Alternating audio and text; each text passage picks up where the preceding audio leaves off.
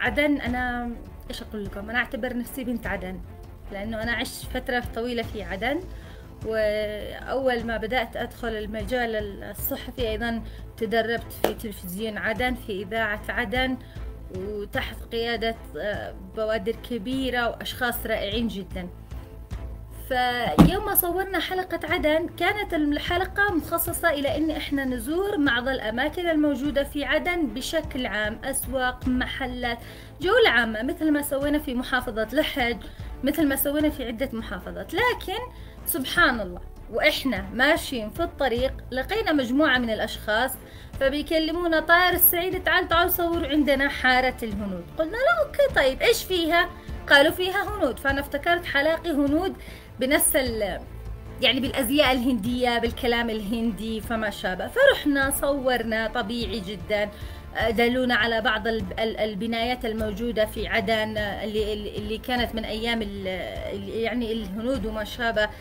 فحبيت أنا أحكي إنه عدن فعلا محافظة للسلام، للمحبة، للتعايش، بأنها احتوت العديد، احتوت الجميع، سواء من سابقا أو حتى لاحقا.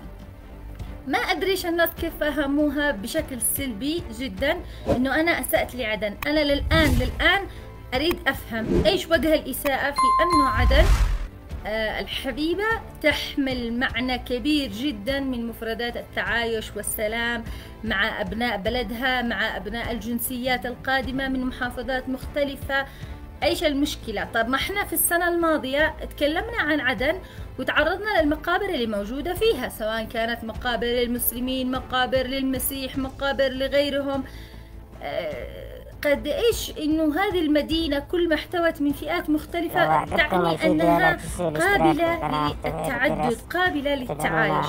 فكان في حملة كبيرة جدا للأسف تعرضت فيها للإساءة في بعض الأوقات، وفي أشخاص أحترمهم جدا فهموا الموضوع وحاولوا أنهم يفسروا الفكرة اللي أنا وصلتها، ربما بشكل يعني ما كانش واضح بالنسبة لكم. وفي ناس حدث ولا حرج، رسائل في الواتساب ما يعلم فيها إلا الله. فهذا الموضوع اللي أنا حبيت يعني أحكي لكم عنه. أنا عدن هذه عدن غالية على قلبي جدا، كمثل كل محافظات الجمهورية اليمنية. عدن رائعة بأهلها، بناسها، بشوارعها، بحضارتها، بثقافتها. ولهذا السبب احنا من بداية الموسم الأول من طائر السعيدة صورنا فيها في كل سنة. مستحيل يمشي سنة علينا وإحنا ما نصورش بين عدن الحبيبة. فهذه قبلة لأبناء مدينة عدن الرائعة. وأنا أعتذر إذا كان في سوء فهم، لكن أنا مش عارفة إيش اللي زعلكم بالضبط يعني. طيب، سؤال ثاني كان من أبرز